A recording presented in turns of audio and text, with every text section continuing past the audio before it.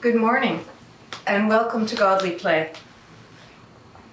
I'm wondering where you are today. Here it is, August already. And Janice has been telling the stories for quite a few Sundays now, and so it's pretty exciting that I'm back and able to tell some stories, but I have enjoyed watching Janice and being in the circle with you and with her.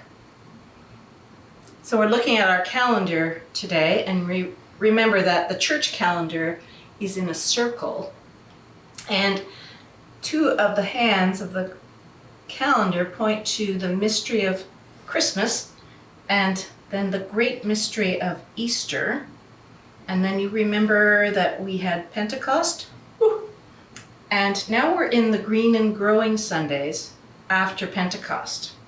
This Sunday, it's the 10th Sunday after Pentecost. And that's how we count in the church. 1, 2, 3, 4, 5, 6, 7, 8, 9. That's last week. And now we move it one Sunday to 10. Here we are on the 10th Sunday. All together, wherever you are and whoever's with you in the circle, welcome.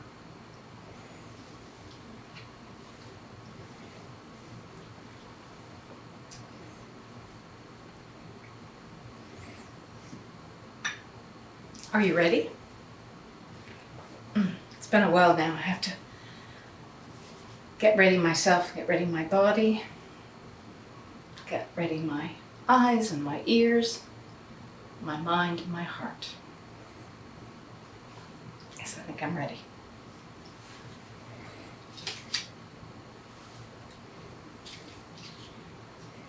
There was once someone who said such wonderful things and did such amazing things that people began to follow him. And as they followed him, they wondered who he was. And they couldn't help themselves. They just had to ask him. And one of the times when they asked him who he was, he said, "I am the light."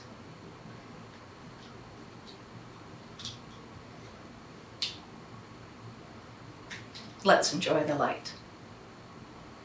I see the love of God in you, the light of Christ comes shining through, and I am blessed to be with you, O holy child of God. But that light didn't stay in that one time and in that one place, because he changed the light so it could be in all places and in all times. Here today with us in the circle. Watch as I change the light.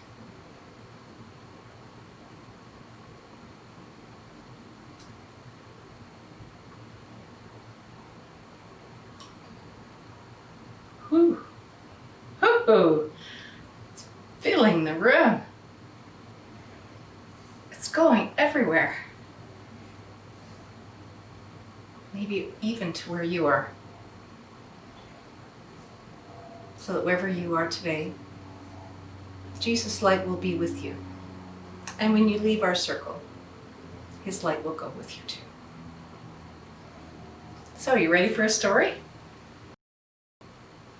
So today's story is taken from the book of Genesis, which is the first book in the Bible, in the First Testament or the Old Testament. And the story is told in chapter 37. So you may want to check that out. It's in my Bible, Joseph Dreams of Greatness. So the book of Genesis starts off with the story of creation, when God provides all the wonderful gifts to us. And it goes on and it tells the story of the great family. Maybe you remember that story of Abraham and Sarai who traveled through the desert, who came so close to God and God came so close to them that they knew God made a promise that they would be mother and father of a great family, as many as the stars in the sky and the grains of sand in the desert. And they laughed because they were too old to have children. But God changed their names to Abraham and Sarah. And a while later, they did have a son. And Sarah laughed, and she named her son Isaac, which means laughter. Now, Isaac had two sons, Esau and Jacob. And Jacob had sons. And so the great family continued. God had come close to Jacob, and Jacob had come close to God, and God told him that he had a new name, Israel. So Jacob, Israel, had sons. Many sons. 1, 2, 3,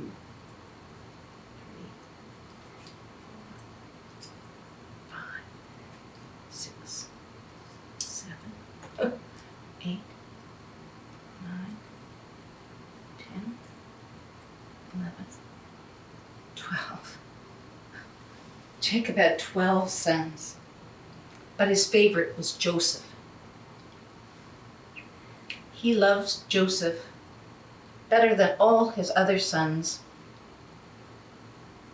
He loved him so much that he had a special coat made for him, a long-sleeved coat, beautiful, with many colors, and he gave it to Joseph. Well, the brothers hated him even more. Now Joseph also had a dream. And in his dream, he and his brothers were out in the field gathering the wheat and putting them into sheaves. And in Joseph's dream, his sheaf stood up on end, and all the sheaves of his brothers bowed down in front of Joseph's sheaf. Now, when Joseph told his brothers about the dream, they were very angry. Does this mean that Joseph is supposed to rule over them? They hated him even more. Joseph had another dream. And in this dream, the sun and the moon and 11 stars in the sky all bowed down to Joseph. Now, when Joseph told his family his dream, even his father was angry. Does this mean you're going to rule over all of us, even your parents?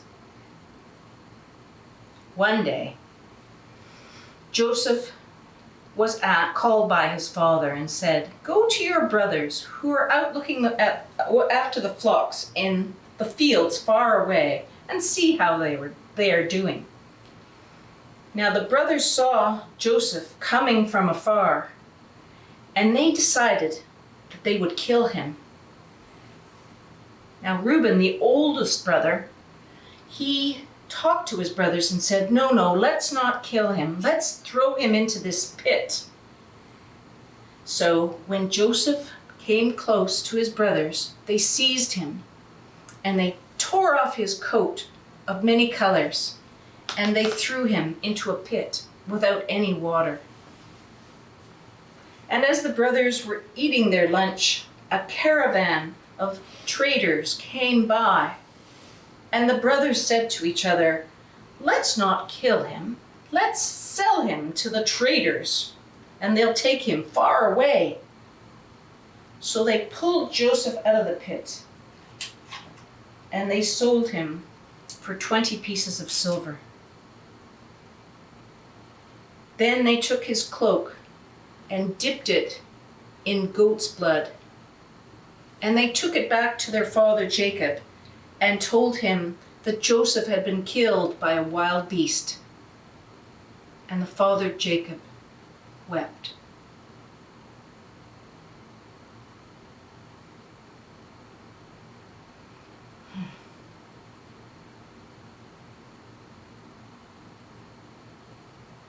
So I'm wondering, what part of this story you like best?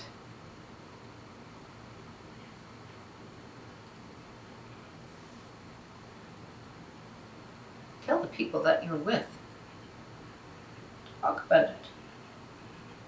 I wonder if everybody has a different favorite part. And I wonder what part of the story is most important.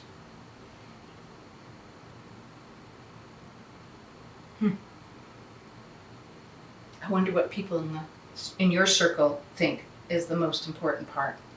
I wonder why they're thinking that. I wonder where you are in this story.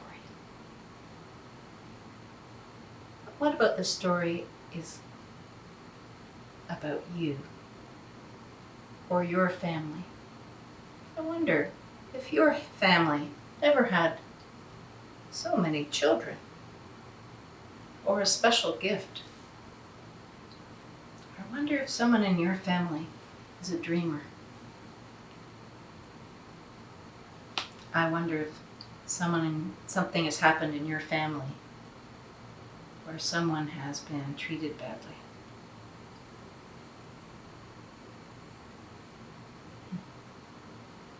Well, you can see the story isn't over. So next week we'll come and we'll find out more.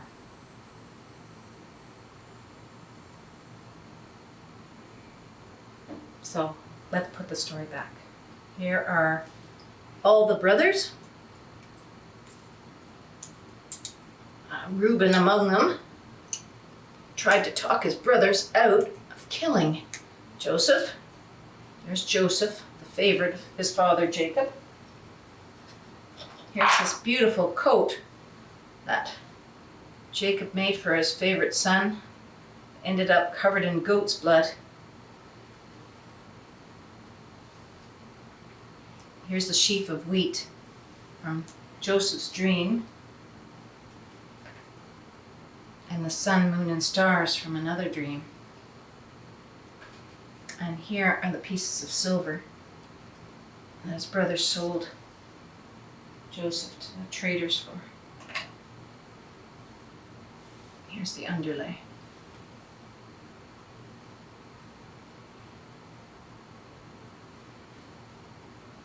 So I wonder if you're going to have a feast with the people in your circle right now.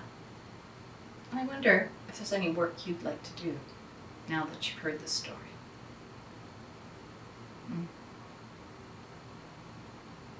Well, I wish you a really great week. And next week we'll get together and I'll tell the rest of the story of Joseph. Take care. May the Lord bless you and keep you. May the Lord make his face to shine upon you and be gracious to you. May the Lord lift up his countenance upon you and give you peace. Bye for now.